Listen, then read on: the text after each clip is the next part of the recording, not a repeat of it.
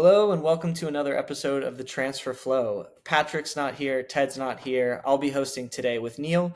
We take a look at Mo Salah. He set the building on fire at Liverpool. What is going to happen next for him, Arne Slot, and Liverpool? Going down the line, we also take a look at the competition at the top of the Premier League. What do teams need to do to get into these European places? And lastly, we head over to MLS. Messi is MLS champion. David Beckham got to lift the trophy. What is going to happen next in the league moving forward? All that and more in this episode of the Transfer Flow. All right. So, Neil, I think today it's really impossible for us to start anywhere else besides talking about Mohamed Salah and Liverpool. He gave sort of an interview after the match that has really set the world on fire. So, to start off, do you mind just kind of telling us a little bit about what he kind of said, and then let's dive into sort of what that means for him and for Liverpool moving forward. Yeah. I mean, it was well, at least for us, it was quite unexpected from the outside. And the funny thing is, he also he gave all these quotes after the match against Leeds in the mix zone. So the mix zone is basically like after the match, you obviously on the one hand have your post match press conferences. That's in like the press room, and that's more like organized. So there's the coaches, sometimes like the player of the match, and then while that's going on, or sometimes after it, there's a different kind of spot called the mix zone, which the players basically just walk through. And there's a bunch of journalists there who are like kind of cordoned off, and they're basically just shouting at people, trying to get questions answered, and then a couple of people will come and speak to them. But this was funny because Salah basically went to the first guy he saw pretty much, which was like some Norwegian, I think Norwegian TV or journalist, and then he gives out this, I think it was 8 odd minutes, which is very long for a mix zone, and he gives them like absolute gold. So that was quite interesting in itself. Is that he did this in like the mix zone, finding a fairly random outlet who probably didn't have like any kind of relationship with him, most likely. But obviously, the main kind of headline quote was that he felt the club had thrown him under the bus. Obviously, with him being benched for the last couple of games and not even coming on in this one, and he said he was, I think, very disappointed. He also said that like some promises weren't kept after the summer. He said he like had a good relationship with the manager, so with Slot before, but now he said we don't have a relationship. He also said someone doesn't want me in the club. He said, quite a lot of interesting things. I mean, he even said, I think like there was a quote about his next game, which he said something like it's the last one, but I think that was misinterpreted in that it's the last one before he goes to AFCON. I don't think he's saying he's necessarily leaving with that. But yeah, I mean, he also called out Jamie Carragher. He also said like he had some kind of an agreement with Slot whereby he's kind of rested defensively and he'll score the goals and he won't have to do work out of possession and stuff like that. So that was a whole lot to dig into. But yeah, let's start with like what stood out to you the most, Hayden, out of all of that. Yeah, Interesting I mean, points. I mean, clearly Salah is frustrated. It sounds like there's some sort of lack of communication at a leadership level. Like we know Salah is not usually the player wearing the armband, but he's one of the established leaders of the team for years. Maybe a guy that kind of doesn't use his voice all the time, but people listen when he does, and that's really what's happened here. Well, we're So sure I think listening. yeah, people are definitely listening right now. I think there's a lot of tension and pressure on Slot as the manager. I think for Slot, looking from his perspective, is he probably got asked, do we want to renew Mohamed Salah? Salah being the kind of strongest attacker in the Premier League last season. He was like, yes, if we can get that done, then let's do it. But for Slot, I think it's pretty clear, like these top teams and really professional teams in general, there's a lot of competition for playing time. The coach's job is to win right now with the group that they have. Schlott was successful last year by taking the group that was already there and doing that. He's probably looking right now and going, we're not getting results. We're going to try to change different things. Like I think we've already seen in terms of a player like Florian Wirtz, who got brought in for a huge transfer fee. He's been used on the wing. He's been used sort of in different spots in midfield. We've sort of seen them try Frimpong in multiple positions, obviously injured right now, but they've moved him around.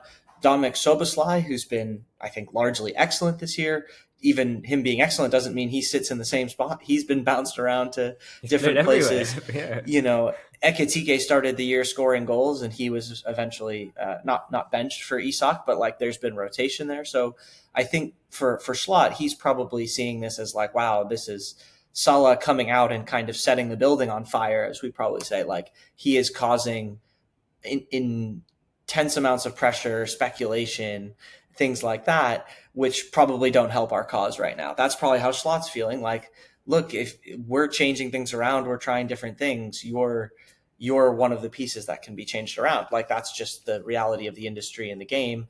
I'm trying to create enough competition so that we can start winning these games because the reality is Liverpool are not miles off it here. Like this is a Liverpool team who does not have the underlying numbers that look like they are going to be competing for the title, but they do look like they could very easily be in those Champions League spots, like really in that next mix. And so it's really just about getting things clicking a little bit for them, not necessarily about like radically changing performance. Even though I think we all believe this Liverpool team has a ceiling that is really high. Like squad wise, this is could possibly be the strongest team in the Premier League, and if not, is in the top two or three. So very strong team. They're trying to figure these things out. Uh, it's also one for Slot. Like with that AFCON looming, he's probably thinking like, how can I find a solution here? Because we're not going to have Mo Salah for this next little period, and this next period is the most important period if you're a coach. Is the next game and the next bit. So. I think I can see what's happened there for Slot. I think for Salah, like it's a really tough one. I'm not sure exactly the motivations here, but I don't get anything other than Salah wants to play and wants to be part of the team and their winning solution. So one of the things that I think Patrick and I talked about with the joining of Florian Wirtz is that like we thought there could be some problems there in terms of Wirtz versus Salah, how much they're getting the ball, how that changes Liverpool's offense. Salah is sort of like how many possessions he's getting, the amount of running he's doing, the amount of defending he's doing has largely actually been unchanged. Like essentially, he's just been less effective with the possession that they've had in terms of scoring and creating chances, which has been kind of true of the Liverpool front line. They just haven't quite gotten it together. It's still a team that holds a lot of possession. I think the biggest challenge for this Liverpool team is that they're defending. They look largely unable to keep teams from getting shots and getting good chances against them compared to the other top teams who, I mean, Arsenal do it indefinitely, and even a team like City, for the most part, do it for the majority of their games, or for the majority of the time at least. And so I think that's where we're seeing the struggle, and that's some of what we talked about at the start with Kierkegaard, with Frimpong being the priority of these really aggressive flying fullbacks as opposed to a bit more defensive security, bringing in a center back, bringing in possibly a hybrid center back fullback on the left side to balance out Frimpong once that deal was done. So these are the challenges that they're facing. And it's interesting because they're not really directly related to Salah, but the challenge is for Salah, he's still feeling really hurt in this moment about that. So, yeah, what do you think about that in terms of Liverpool moving forward? Because I think I foreshadowed it with Patrick after talking to a friend from university that like, Salah at the end of the year could be a target for Saudi Arabia that Liverpool could try to get, even after giving him this 2-year contract, could try to cash in and get value there. How do you see this affecting that kind of situation? Yeah, I mean, it's obviously very difficult to say right now because for one, we don't know, just how deep this runs because there's some kind of rumors of like fragments in the squad, like some people who support Salah, some people who are not too happy with this, and we don't really know exactly how much of backing Slot gets because I mean, if the results keep going this way, and if the vibe keeps deteriorating, and if the vibe keeps deteriorating in Madrid, and Xabi Alonso becomes available, like Terra Knight said last week, you never know how long that goes. So it's tough to say there. But yeah, I mean, you're right. It's a very kind of complicated situation on the whole for Liverpool. And yeah, like to be honest, what like my thought was once the results got like once they had that run of like defeats and winless streak, at that point I think the coach kind of has the liberty to like tear it up and really do try whatever he wants to because it was not like there was like a couple of people in the team who were like really performing well and others were costing them with mistakes. I mean, sure, some people were making mistakes, but no one really stepped up. And even when you look at the underlying numbers, like you said, so Salah's expected goals plus his expected assists per 90 has dropped to 0.51 this season, and it was up at 1.05 last season. And so this is like by far his lowest kind of XG plus XA per 90 in any season for Liverpool. And he is still second in the squad. Like you said, everyone in the squad is struggling. So he's like second behind Hakpo, who is 0.62, and just ahead of Isak and Ekitike, who are kind of just behind him. But he's not like by far the best attacker in the team anymore. His numbers. And he's probably not dropped because of that, right? Like Yeah, ultimately, if we're saying the challenge is Liverpool trying to figure out this defensive side of it, removing the guy that is not a significant defensive presence to try to add stability and do that is not like a reasonable super enough. surprising thing. It's a thing that you probably would try, and Yeah. it's probably not directed at Salah in a negative way in the sense of like, look, we just need to figure out a way to get a bit more control here first. But at the same time, Salah is thinking like, yes, okay, but you're taking off. I'm the guy that's going to get you a goal at the other end. It's a lot easier to defend if we're scoring goals and have that threat. So what's the deal here? So Yeah, although yeah. they've been bad at that as well, which is a problem. Like this weekend against Leeds, you have to be seeing out that game, like regardless of who's on the pitch. Like at 2-0, you have to be seeing it out.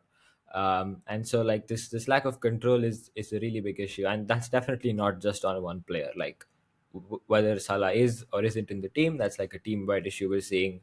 Even if you're just a top four challenging team, you cannot be giving up like two goals to Leeds out of nowhere. So that's like a broader issue. But you're right. Like I think, and that's what I'm saying. Right, it's not just Salah. It could be anyone. Given the way the team is playing, you can make a case to bench anyone given the depth in the squad as well. So it's a challenging one from that perspective. But yeah, like the only other thing which I thought was in one of those quotes he said something like I'm forgetting the exact quote, but it was something along the lines of like I've earned my place in the side and I don't need to kind of keep earning it, which that didn't sound right to me because you actually kind of do gotta keep earning it because if your production drops off, which it has done for Salah, he's again his lowest season in terms of goals and assists per 90 as well at 0.48 now, so less than one every two games, and it was 1.25 last season, and that puts him third in the squad this season. So again, like not the best attacker in the team in terms of output, and if you're not the best attacker in terms of output, you're probably one of the worst ones in terms of defensive output. Uh, there's a reason behind, you know, the coach kind of benching you, and it's like the other thing that surprises me is yes, of course he's been kind of benched more than all the others, but it's still only been a couple of games. It's not like he spent a whole month on the bench. So that's the other dimension, and maybe I think maybe Slot might have thought that okay, because Afcon's coming up, he might just take this to, I mean, one because he's gonna go away, and two because it also kind of gives him a bit of rest ahead of Afcon, and maybe we in the meantime I work out everything else, and then maybe when he comes back we see how we can reintegrate him. So maybe that was a line of thinking as well, but I mean clearly hasn't gone that way. So yeah, a big challenge now. But as you say, like Saudi is kind of a potential get out of jail card for Liverpool because like they can still earn a massive transfer fee for him if they do choose to move him on, or if he does choose to move on. And realistically, I don't think anyone else would pay that apart from the Saudi clubs. Like certainly not at that level. So yeah, I mean, with hindsight, of course, it's easy now to say that oh maybe the extension because they did delay the extension decision a fair bit as well. With hindsight now, it does look maybe a bit iffy at certainly maybe the promises they made or the wages they committed, but obviously that's easy for us to say now. At the time, I mean, it would have been so difficult to not renew after such a good season. I mean, a kind of like world-beating season. So I don't think we can kind of fault them for that too much. But yeah, gonna be interesting to see how they manage because, like, apart from Saudi, I can't see any option really. Yeah, I think I want to take this a little bit to what you were talking about with Xabi Alonso, because I think it's really clear that Xabi Alonso was a coach that Liverpool were interested in and spoke to. You and Ted, I think, talked about a little bit of a framework along the lines of, well, you shouldn't really get rid of your coach unless you can get someone you think is better, because otherwise you'll end up in the same or worse situation. And so that's sort of a little bit of a quick heuristic in terms of making that decision. Xabi Alonso is another manager that's under pressure for sort of a somewhat similar kind of case, where it sort of feels Very like similar, yeah. these are very powerful, very talented players who are frustrated with a little bit of the system and maybe structure of how the club's operating at the moment, and are kind of pushing back on that. How do you kind of see that kind of in parallel? Like, I don't think Liverpool are going to act way too fast and sack Slot and try to get in, let's say, Alonso immediately or something like that. Like, that's all going to happen the next month. I think Liverpool are sort of a team that we know operate in a really structured way with a lot of planning and discussion behind the scenes. If they are going to move on from Slot, it would probably be after the end of the season, with already negotiations on a successor like lined up at that point, given what the market looks like. Like, I think we're pretty clear that that's how that would work out. But how do you see this sort of evolving in the game? Like, we're now seeing two managers again. Xabi Alonso, who won the Bundesliga with a team that had never won it before. Arne Slot, who came in and won in his first season at Liverpool after a very successful spell in the Eredivisie. Like, these are top coaches finding it really difficult to make that jump and manage that next step. So how do you sort of see this affecting really the top teams in the next sort of kind of 5 years or so? Yeah, I mean, it's an interesting one because, as you say, it's like kind of a clash between like the player power and these effectively new coaches coming in. And I mean, it's difficult to kind of say the broader implications of it because I feel like these are two, relative. It's obviously funny. Not funny, but kind of surprising that it's happening at the same time simultaneously at two clubs. But like if you look around, for example, there's maybe you can say there's a couple of players at every big club that could take you to this kind of situation for the next coach. So, like for example, whoever succeeds Pep at Manchester City, if Holland's not happy with that coach, something could happen. But at the same time, Holland doesn't feel like the kind of guy who, like Vinicius, for example, might kind of have a more public reactions to what he's feeling. So that's the other side. And Salah to an extent also does. I mean, this isn't exactly the first time this kind of thing has happened with him either. So yeah, I don't know about like the broader implications of it, but definitely for these two clubs, it's a big challenge, and especially for Real Madrid. Right, for Liverpool, it's obviously a big challenge in the moment, but they know that in 1 or maybe 2 years, like they will have to move on from Salah. They'll have a new group, and with that new group, the coach will again get more power because it's more newer guys, probably more younger guys, not someone with the kind of impact at the club as Salah. But at Real Madrid, it's I'd say a bigger issue because like Vinicius still has a fair few years in him if he stays. If he moves on, obviously that's like kind of sorted for now. Although he's obviously not definitely the only guy who might be having the issues, but yeah, it's for these two clubs. I think certainly in the moment and for at least a kind of near term future, a big challenge, and like yeah, an interesting one to follow because like at the same time, because what we Dad and I were talking about with Xabi Alonso was, and this was the first before this week, before this happened. So, whatever's happening in Real Madrid, like the squad at Liverpool does not seem to be that kind of volatile. And if he comes in and changes some stuff, like they won't get a kind of crazy reaction. But now this Yeah. has happened, so it's a real challenging one now. Well, Liverpool, because like all of this comes on the back of them being in a really competitive Premier League season where things are Yeah, really tight. So just to give people a little bit of context, from kind of looking at last year versus this year. So last year, the top five teams in the table were the top five teams in XG difference. So that was Liverpool, Arsenal, Manchester City, Chelsea, and Newcastle. Now all those teams ended up sort of around zero point 0.5 xG difference per game on average over their opponents. You had Bournemouth, who then finished in ninth. They were on 0.41, and then there was a drop off to Palace at 0.3. So that's sort of the kind of thresholds and numbers we're looking at. If we look at the table right now, we're seeing Arsenal and City on top, followed by Palace and Liverpool. Palace at 0.47, Liverpool at 0.42, and all of this is FB ref, by the way, for folks asking.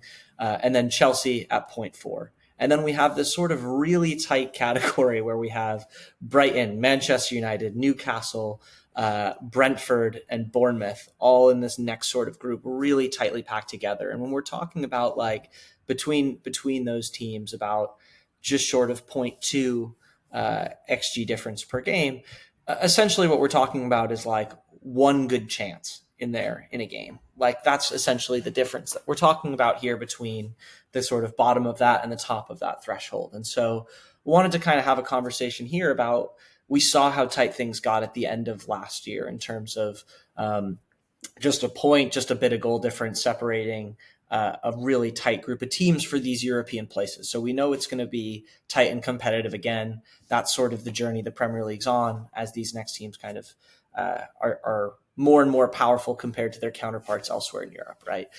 So what do you see as the things that teams can do to make a difference here to get themselves into these European places? Because there's a lot of different things they're probably thinking about now. We're also a month out from the transfer window. What is the sort of Neil Shalott sort of checklist or playbook going into this period?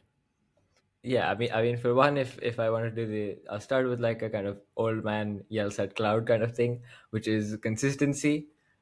Because if you look at, like, every week you see someone completely new in like a top four, top five spot, and you're like, how the hell did they get here? I mean, obviously we have Aston Villa, but they've been around the top four now. But we've Aston Villa at third, and we've like Everton sixth. Like, where did that happen? Like, those guys were not anywhere near there. But obviously it's just so tight, right? Because Palace on 26 points, you go down like 4 points, and you're 12th with United, who are obviously yet to play today, on 22. So that's like 8 teams on, almost a game kind of separation. And then you look at like the form table.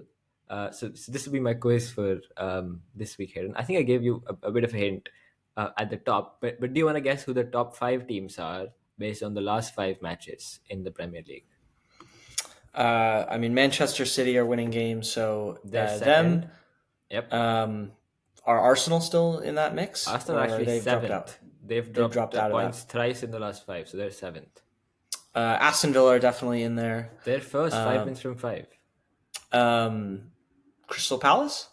Correct. Fourth, 10 points from five. All right. Now this is where I'm probably not super certain. I mean, I gave you one hint, so you should get one of those You gave me one hint here. in what I said before. Who is Newcastle in this mix? Actually, have they? They're fifth, actually. Yes, 10 points from five, which really surprised me. But yeah, So City, so Palace, Newcastle, and Villa.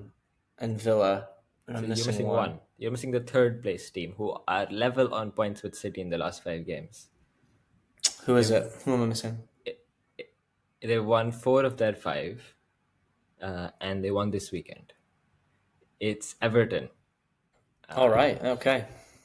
And Missed then, the hint. like I said, yeah, and then like I said, Arsenal are seventh, Liverpool 16th, uh, you know, Chelsea eighth. It's like completely bonkers, and we've seen this kind of from the start of the season. So, kind of getting like maintaining momentum has been a real challenge, but that's really kind of a product of what you were saying with just how close these teams are.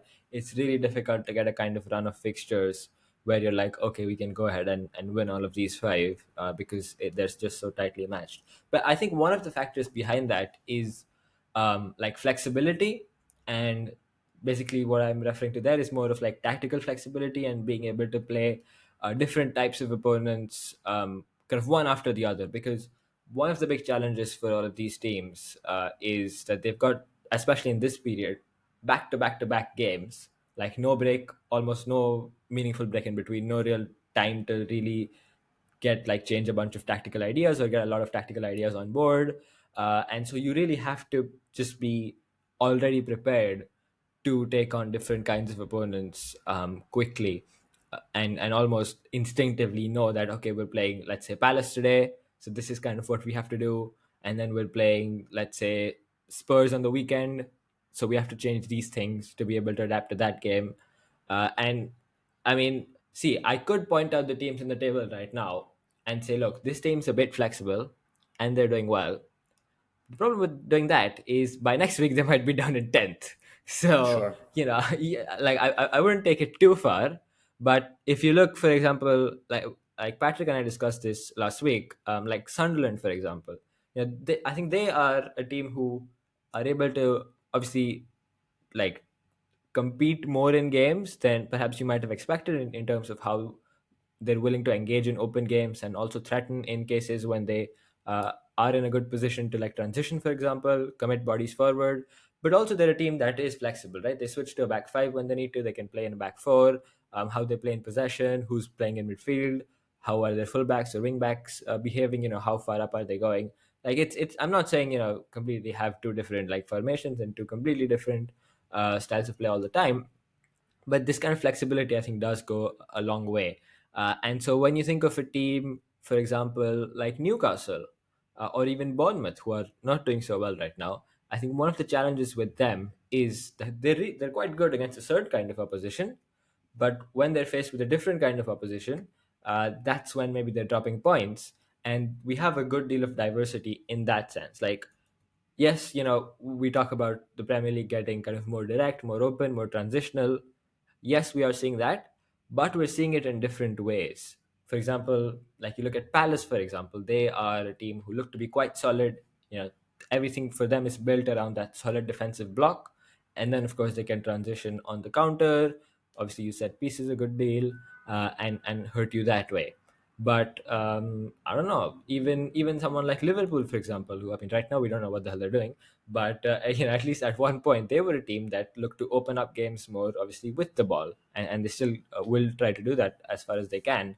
And so they kind of maybe do a bit more press baiting, stretch the game with their front four, and hurt you that way. So those are two different kinds of opponents, and if you're able to kind of adapt, like make the small tweaks to adapt to them, I think that's going to be a very important point. So that's one of my main like keys.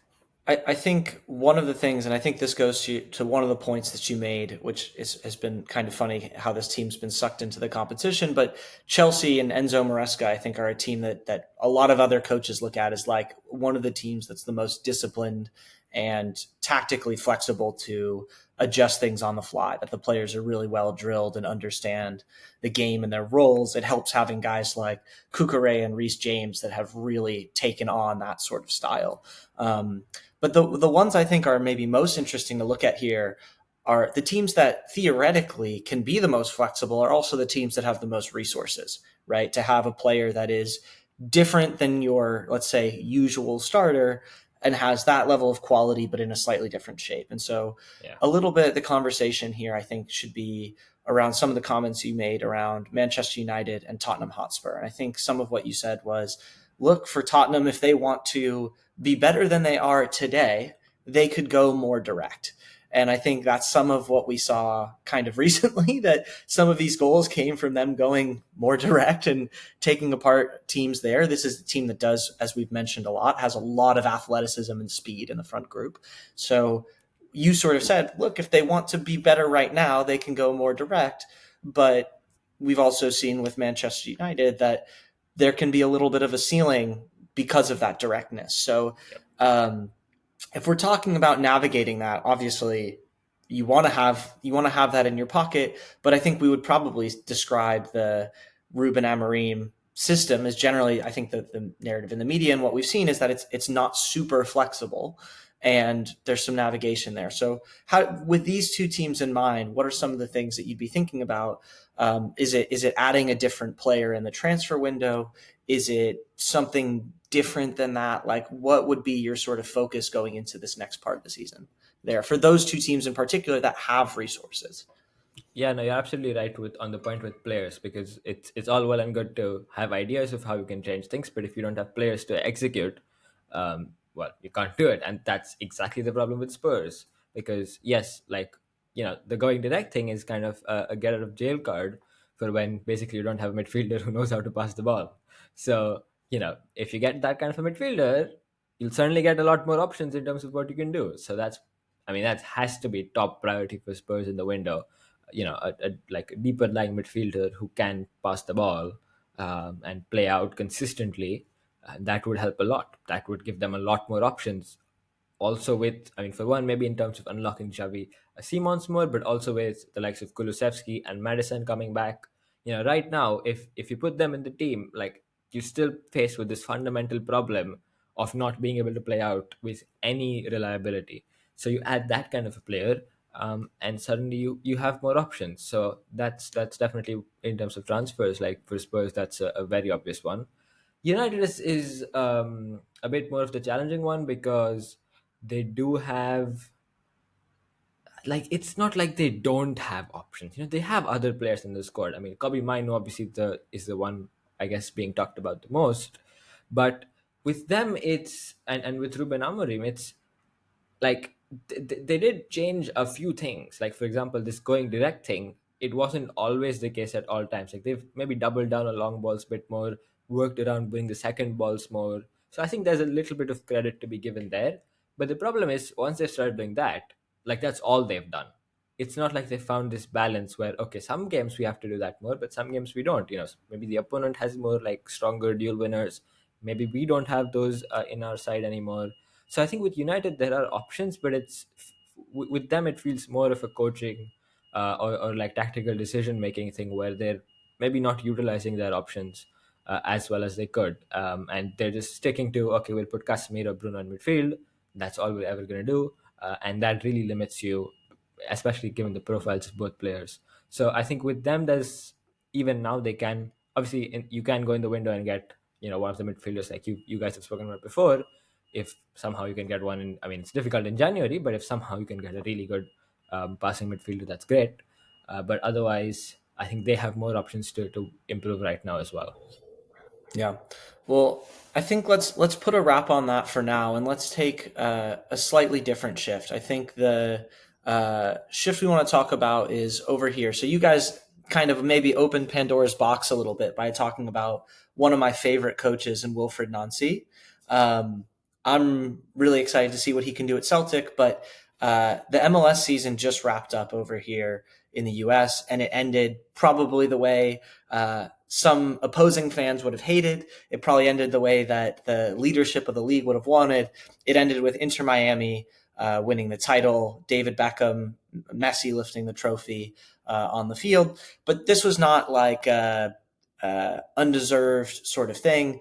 Inter Miami were pretty exceptional at keeping possession. This is Javier Mascherano's first time managing on the club side. I think had previously been with Argentina's youth setup, Olympic team, that kind of thing. Messi is walking away with the probably single best season in MLS history. He was already reigning MVP, something that no one's ever repeated. He, I think, had the most goal contributions in the regular season, most goal contributions, goals and assists in the postseason. Pretty phenomenal. The regular season record I think he was setting was with non-penalty goals. Like, really phenomenal output and numbers from Messi, who was clearly, I think, the strongest player here in a team that maybe has some controversy in terms of like the roster rules and the finance and what they were able to spend compared to other teams.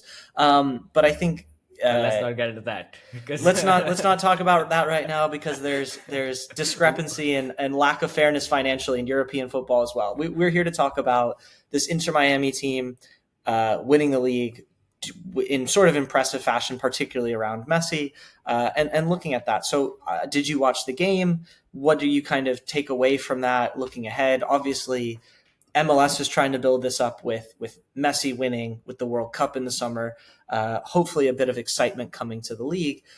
What are your sort of takeaways from this sort of match in the season?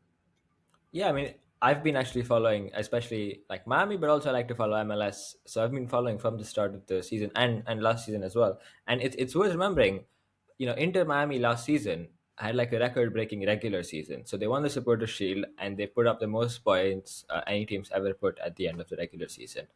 And then they got dumped out of the first round of the playoffs by, I think it was Atlanta United. And that was that for Tata Martino, the coach. He left, and Mascherano came in. And when he came in, I mean, already there's kind of this Messi and friends tag with Miami, with Sergio Busquets being there, Jordi Alba, Luis Suarez, and now Mascherano comes in as the coach, obviously having played with Messi for a long while at Barcelona, and so that adds to the whole Messi and friends situation. And there was also some other changes in the hierarchy at the club. So, like, that was the first impression for most people. Like, even myself, I'd watched a bit of Mascherano's like Argentina youth teams. One of the things was they failed to qualify for the under 20 World Cup with him as the coach in, I want to say, 2023. But then the tournament got shifted and it got relocated to Argentina, and that's how they ended up playing because of that. But in terms of performances, like, the team wasn't really doing as well as expected under him. So there was a lot of kind of question marks around the move. And obviously, like, they have, like you said, the squad is unbelievable. Like, I mean, Busquets, he's obviously retired, as has Alba after this game, but like Busquets is still like unbelievable. The way I mean, he's obviously, he doesn't have anywhere near the physical capabilities of like a top level player, but he's just like so much quicker in thinking. And like the way he's actually, like, steps ahead of all of his opponents. So he's incredible. I mean, what can I even say about Messi? Like you said, I mean, he's got like, what, 35 goals and 23 assists in 34 appearances, which is just like insane. Yeah. Yeah. And like, MLS is not, I mean, obviously there's jokes and stuff, but it's not a farmers league. Like, it's more open than kind of certainly the top five leagues. You get more chances as attackers, yes, but like, these are insane numbers. Yeah. And so, like, squad quality wise, obviously no issues for Miami, but always the challenge was balancing it, right? Because, like, for example, when you have Messi, Suarez up top, and mind you, that's a Luis Suarez with like one and a half leg, because apparently he has to take three painkillers to get through a game because of his like knee issues. So, like, you start with that and you basically can't press, and you kind of have two passengers out of possession just with those two. And that does hurt, and I would argue that's what hurt Miami last year. Is, while they were so good, their first two playoff games against Atlanta, they were kind of opened up. And with those kinds of It's games. something that we've seen. Like, Suarez really was a very effective player last season in terms of his scoring. Like, he still Yeah, had enough of a burst to time his runs perfectly on the last line with the quality of passing that he was getting from Messi, and their yeah, connection was exactly like what they would have hoped when they brought these players in. Even if, like, again, this is a Suarez player that Suarez was coming off an incredible season in Brazil, where he yeah. also looked physically like, oh man, this guy might be done, and he's still scoring goals. Like, he's powerful. He will run through every challenge, and he's got a great knack He's for still just got the getting off burst. finishes in Yeah, tight spaces, just in and around the box. He can really do it. Now, that's what changed though in the playoffs. Mascherano made a yeah. really big decision this year, which was to drop Luis Suarez, have Messi play sort of as a false nine. I think there's enough a kind of conversation around, like, he was sort of a false nine on paper with these guys dropping down and defending deeper, but realistically he was still kind of in the same spot on the ball, often going out wide to pick the ball up in the channel and things like Yep. that. But playing with younger players that would both be able to run in behind and do more of the aggressive defending work. And Yeah. that really just allowed this Miami team to not just possess the ball against teams, which was sort of one of their MOs all year, was that they could control possession. They had these older guys that are really intelligent, but that they were also able to be a bit more steely defensively and hit teams in transition with Messi's passing. And that really showed in the final here, because they started the game probably looking the better team, and Vancouver grew into the game. I mean, I think every credit to this Vancouver team. Oh yeah. I think a lot of the media going into this was about, like, Thomas Muller, but a lot of this team had been assembled for years and years. So Andres Kubas in the midfield, Sebastian Berhalter, um, Tristan Blackman was Defender of the Year, who was acquired through acquired through expansion, a trade and expansion in this league. Like, this is a team that was put together in a really really interesting way and played great, like, played great soccer, and was able to control a lot of the game against Inter Miami. And Inter Miami's get out at the end was Messi picking the ball off of Cubas and creating this transition. And the execution of Messi's passing for these through balls, and it's just like you just feel like it's done. Like these are passes that we see missed all the time in every game, Yeah, it's and insane, they're man. executed so well. So I think like there's some credit here to be given to Mascherano because this was a Oh team yeah. he was inheriting a team that was so dominant, and it sort of felt like the team was good, but maybe not necessarily at that same ceiling all year. And the changes he made in the postseason enabled them to eventually win the title, even in a very close game where I think it was very possible for this Vancouver team to win the title. Like this was not a done deal. Miami did have to struggle and hold in for 40 or 50 minutes in the middle of the game, and got a really fortunate break where Messi is literally picking the ball off of one of Vancouver's strongest players to then create the chance that wins the game. Um, yeah, so credit to the team. Looking at the league moving forward, like I think there's a lot of interest here. The league is changing its calendar format. So Oh before yeah. the in 2027, the league will go to the kind of what we'll call the European calendar, the sort of starting in the summer and going into the spring. So that's going to be a big change. The goal here for MLS is to put itself more in contention in the market, both in terms of buying players as well as selling players, and to be set up to kind of capitalize on that. Don Garber spoke at halftime. So Don Garber is the commissioner of the league. Essentially, how this works in MLS is that the league structure is Don Garber is the representative of the owners. The owners of each team are a part of this, and they're making decisions on the future of the league. Don Garber essentially alluded to the fact that in addition to this calendar restructure, the league is looking to, again, he's talked about the progress in the league in terms of building stadiums and really upping the quality of players that the league has brought in. But I think he really he made bones. Like he mentioned in that part, the thing that I think a lot of the tacticos or the analytics nerds like myself are interested in, which is like he addressed on national TV essentially that like there will be changes to the salary cap and financing and how those roster mechanisms work. So we don't know what those are. We don't know how greatly those are going to impact it over this next period.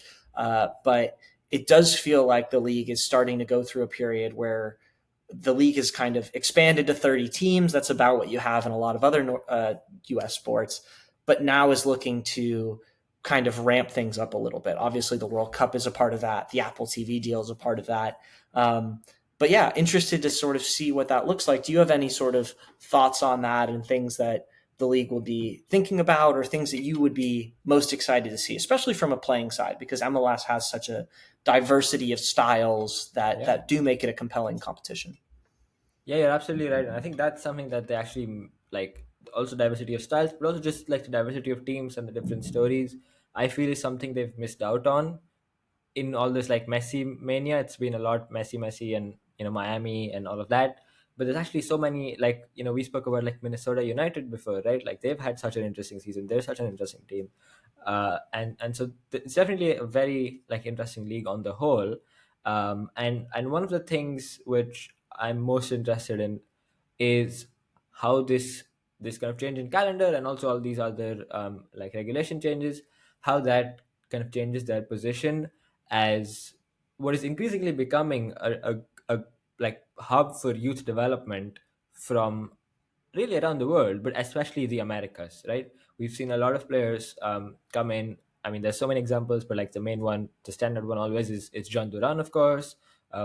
Went through the Chicago Fire before going to Aston Villa, and they got quite a big fee of him and his subsequent move, and you know like this positioning has come about for various factors, obviously the financial factor, also like the squad mechanism of like the under 22 player spots. So I'm interested to see if they kind of double down on any of those potentially, um, but also like as far as the Americas are concerned, the current calendar is actually conducive to bring in more talent from like Colombia or Paraguay because the seasons are kind of aligned. with it being kind of a year-round calendar. But now with this switch, you will switch compared. I mean, you'll align yourself with Europe and many other parts of the world, but you will go out of sync with like especially South America. So that's going to be an interesting one to see. I mean, obviously, MLS clubs will still have the financial power to go and get, pretty much, if there's like a young talent they want, they still will have a good amount of power, I would say, over most Colombian clubs to get that player. But that's a new interesting dynamic. And then of course, yes, the pathway to Europe, you would hope, and that's I assume one of the main factors is how is that affected, and is that bolstered, because right now, like, the best availability of MLS players is mid-season in Europe, and then when European clubs are looking more, it's mid-season in MLS, and clubs are maybe a bit more reluctant or ask for a bit higher price. So it definitely could work in bolstering that pathway, but you don't want it to come at the cost of kind of the feeder pathway in the first place. So that's one of the main interesting ones. But yeah, I mean, I think one of the other things that people have talked about is like, oh yeah, with this like fall to spring calendar, what about the winter? And like, where will teams go in Toronto? But that's a bit of a non-issue really, because I mean they have the winter break anyway, and even now, so the season ended in like December, and I remember actually at the start of the season with Inter Miami, I think Mascherano's first game, it wasn't MLS, if it was CONCACAF Champions Cup, but I think it was in Kansas City, and it was pushed by a day because of wind chill. And even when it was played, it was like insanely snowy.